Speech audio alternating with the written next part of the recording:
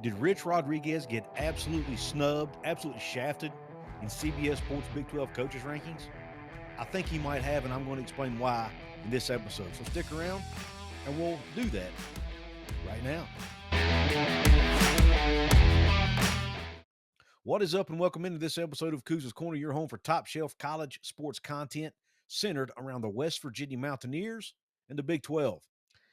In a recent article over at CBS Sports, Shehan Jaraja listed the top 16 Big 12 coaches in order from first to 16th. He does this every year, and he had Rich Rodriguez 12th on that list out of 16 coaches. And I'm here to tell you, I think that's way too low. I mean, when you take a look at the coaches he has ahead of and I'll go over the list in a minute, but when you look at who he has ahead of Rich Rod on the list, people like Deion Sanders, how should he be ahead of Rich Rod? Kenny Dillingham. Yes, I understand Kenny Dillingham had a great year last year, but he's only been coaching 2 years. Has he really? Is his resume really enough to be ahead of Rich Rod already? You know, people like Willie Fritz. Is Willie Fritz's resume really better than Rich Rod's? Well, we're going to talk about that in a minute. But here's the list. He had Matt Campbell, number 1, from Iowa State, obviously. Kyle Whittingham at number 2. Chris Kleiman at number 3. Lance Leipold at number 4. Kenny Dillingham, 5. Kalani Sitake at BYU, 6. Deion Sanders at Colorado, 7. Mike Gundy all the way at 8. Sonny Dykes from TCU at 9. Dave Aranda, Baylor at 10. Willie Fritz, Houston, 11. Rich Rodriguez, 12. Joey McGuire, 13. Scott Satterfield, 14 at Cincinnati. Scott Frost from UCF at 15. And Brent Brennan from Arizona, 16. Now, Matt Campbell has been coaching. Let's go through the list. Matt Campbell's been coaching 14 years at Toledo and now at Iowa State for the last several years. His combined winning percentage is 60%. That's really good.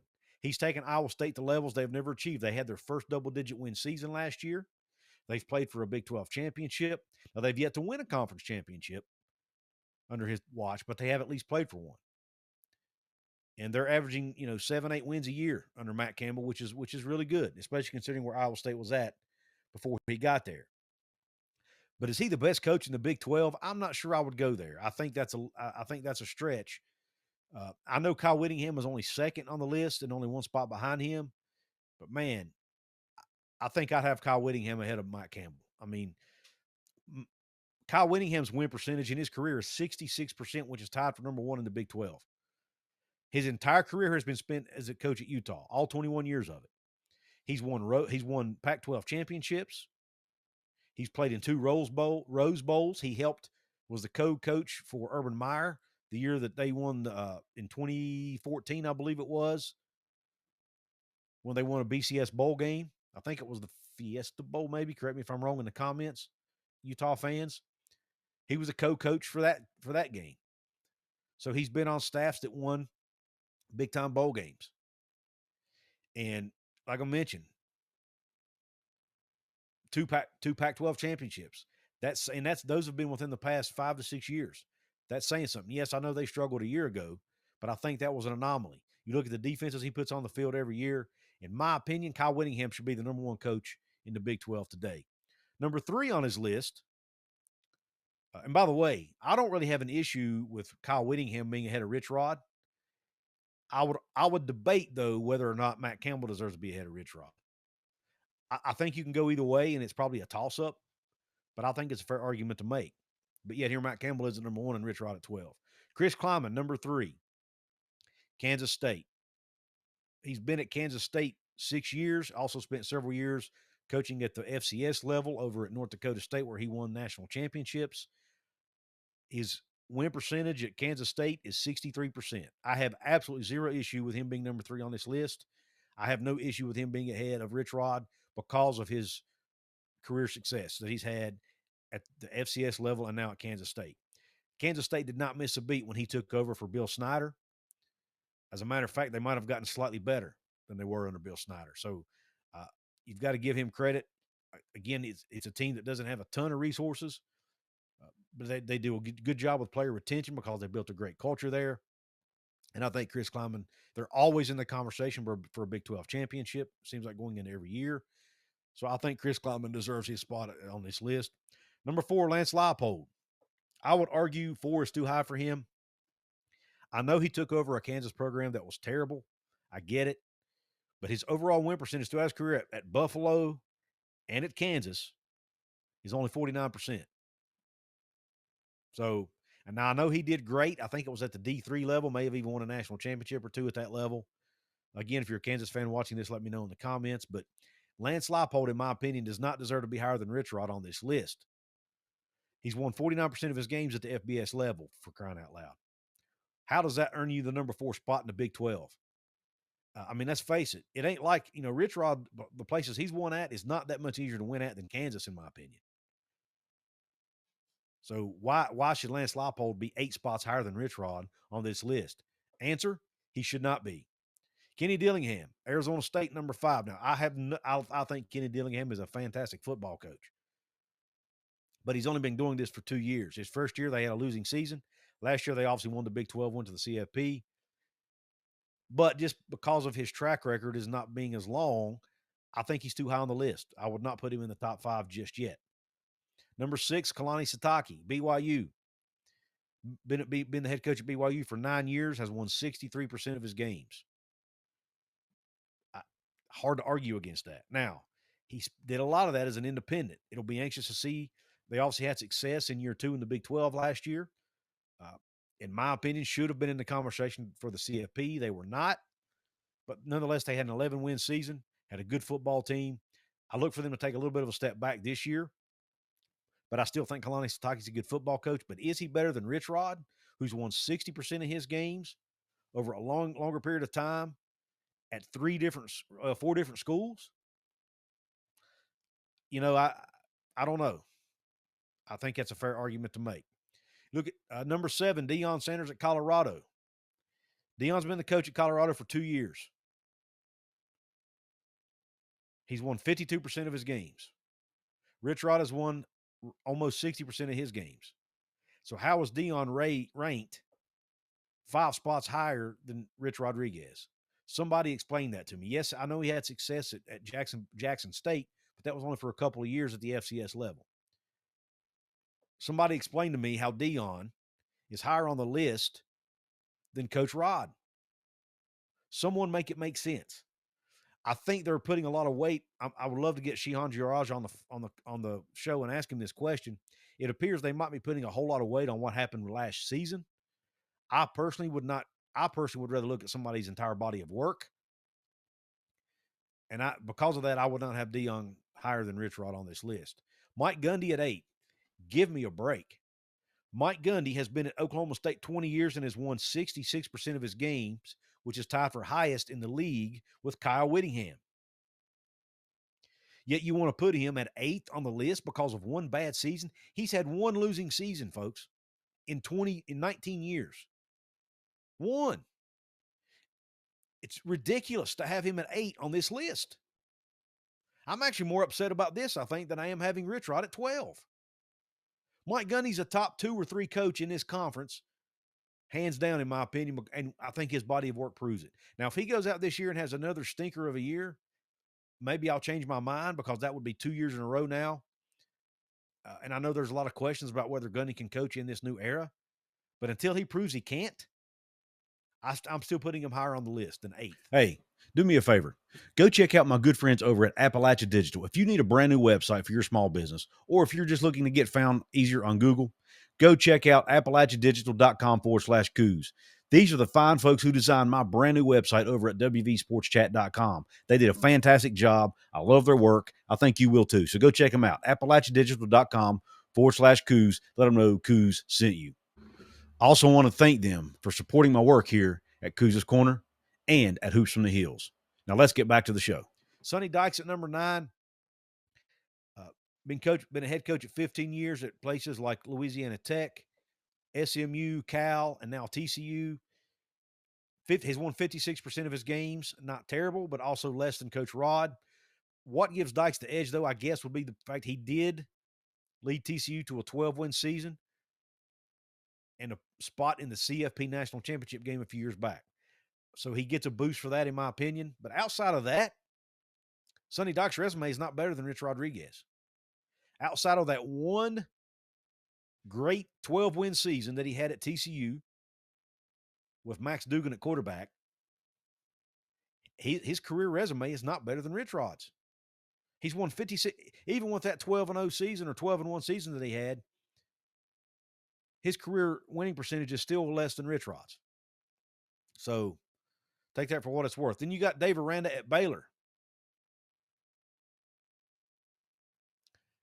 At number 10, Dave Aranda has been at Baylor for 5 years, has a career winning percentage of 51%. Again, he won a Big 12 championship a few years back, had a 12-2 season, the best season in Baylor history, and a Sugar Bowl win. I get it. That is noteworthy. And I do think Dave Aranda is a good football coach. But to put him above Rich Rod, who's won 8% more games over a longer period of time at more schools, I just don't see it. How can you do that? Rich Rod has conference championships. Rich Rod has BCS Bowl wins on his resume, just like the Sugar Bowl. Matter of fact, he has a Sugar Bowl win on his resume when they beat Georgia back in 2006 in the Georgia Dome. Has CBS Sports and Shiana Taraja forgotten about that? That Rich Rod's Mountaineer team went in with a bunch of freshmen named Pat White, Steve Slayton, and beat the Georgia Bulldogs in their own, basically in their own house? Come on, man. All right, number 11, Willie Fritz, Houston. Been coaching 11 years at various stops, including Tulane and others. Has won 55% of his games, again, about 5% less than Coach Rodriguez. Willie Fritz is a good football coach. I'm not doubting that. But to have him ahead of Rich Rod is absolutely insane to me. Even his run at Tulane. Several years into his tenure, he had a 2-win season at Tulane, folks. It wasn't year one. It was several years in. He had a 2-win season at Tulane.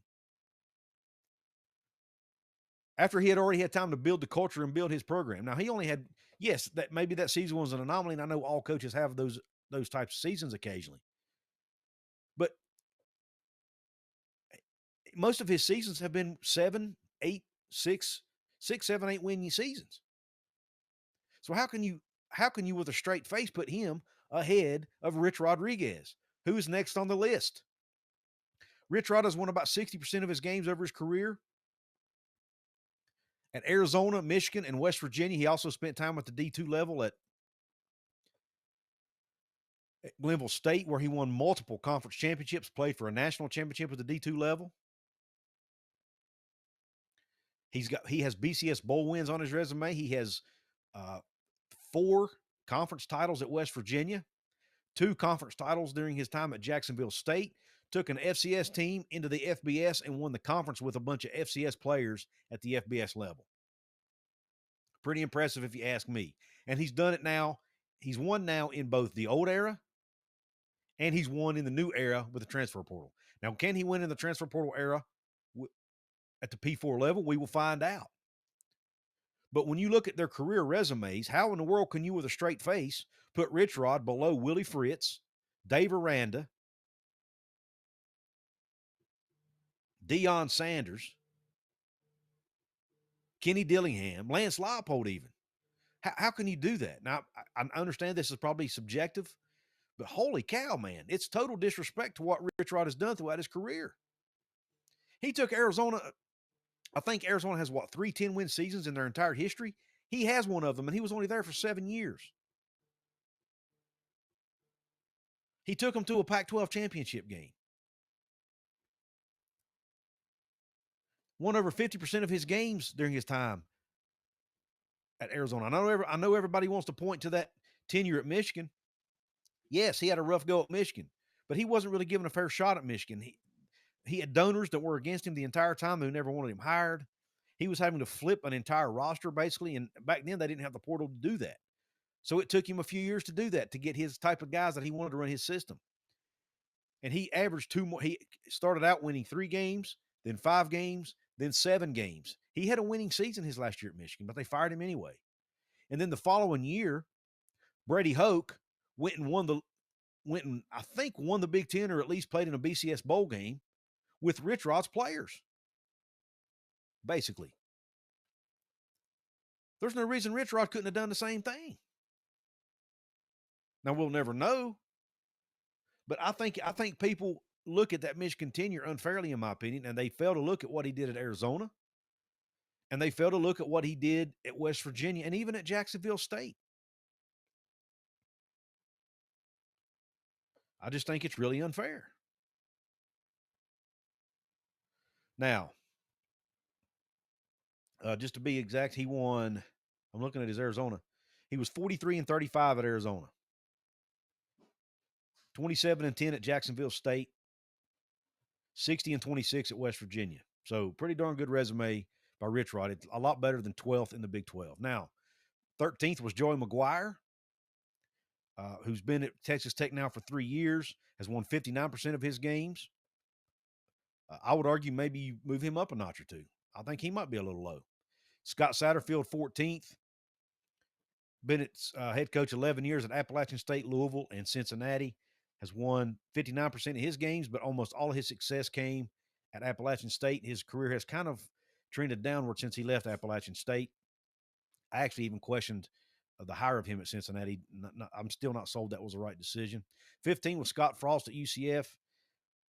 Has won 48% of his games during his times, his 2 years at UCF, and then his tenure at Nebraska, which we all know about. And then finally, Brent Brennan, Arizona, 16th on the list, has been coaching 8 years at San Jose State, and now his 1 year at Arizona, has won only 40% of his games.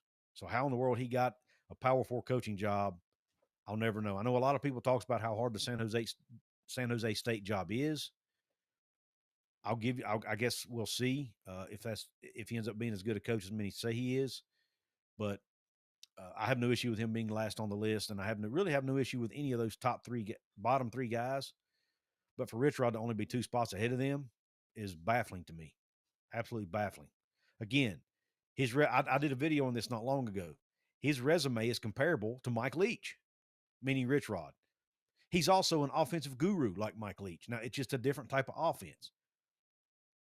So I just don't see how Rich Rod could be so low on this list when you look at his overall resume and what he's done throughout his career. But I want you to let me know in the comments section, Rich Rod being ranked 12th in the Big 12, was that fair? Was it not fair? I want you to let me know.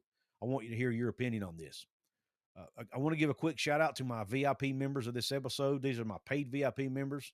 These are the random shout outs I do on nearly every show. The random shout outs of this episode are Bourbon Crazy, Deb K, Cheers Beers Mountaineers, Jake T, and Daryl Fletcher. Thank you all for your support.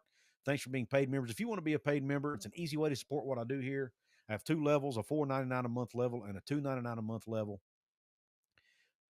You'll get random shout outs. If you pay the $4.99, you'll also get early access to some videos once in a while also. And I want to remind you to please, if you like this video, please hit that thumbs up button. It really helps the YouTube algorithm. Please share this with your family and friends. Please subscribe to the channel. Help me get to 10,000 subs. At the rate I'm going, I'm hoping to get there by the end of the calendar year, but I need your help to do it. I really appreciate you tuning into this show. Another shout out to my sponsor, Appalachia Digital. Thanks for tuning in. Here's another video you might like. Hope the rest of your day's top shelf and Q Country Roads.